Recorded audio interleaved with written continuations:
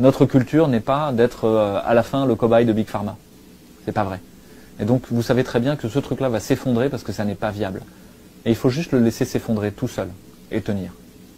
Tenir, ça ne veut pas dire se laisser faire. Ça ne veut pas dire se laisser taper dessus. Vous ne devez pas vous faire vacciner si vous êtes contre le fait de vous faire vacciner. Vous ne devez pas vous retrouver confiné dans un camp de confinement si vous ne voulez pas être dans un camp de confinement. Vous ne devez pas laisser vos enfants être masqués à l'école alors que ça n'a aucun sens. Vous ne devez pas continuer à laisser l'ARS décider si vous avez des tests dont vous ne savez même pas comment les interpréter, ce qu'ils veulent dire et ce qu'ils signifient. Vous ne devez pas laisser faire ça. Et là-dedans, mon conseil c'est mettez-vous au bon niveau. Si vous commencez tout de suite à envoyer un truc au Conseil d'État ou au Conseil de l'Europe, vous êtes sur des boss de niveau qui sont beaucoup trop gros. Commencez dans les jeux vidéo, et les boss de niveau, ils vont progressivement. Vous savez, il faut commencer par le premier boss de fin de niveau. Le premier boss de fin de niveau, c'est peut-être l'institutrice, puis la directrice de l'école, puis les autres parents d'élèves. Déjà ça. Ou même avant ça, vous-même. Vous-même, ou votre compagne, ou votre conjoint, ou votre grand-mère qui a peur. Juste rester en lien. Et là-dedans, pas essayer de convaincre l'autre, mais au contraire être dans une empathie maximale.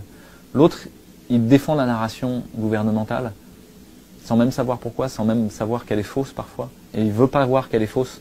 Et il va s'aveugler, parce qu'au fond, il cherche à rester en lien. Et ça, c'est juste.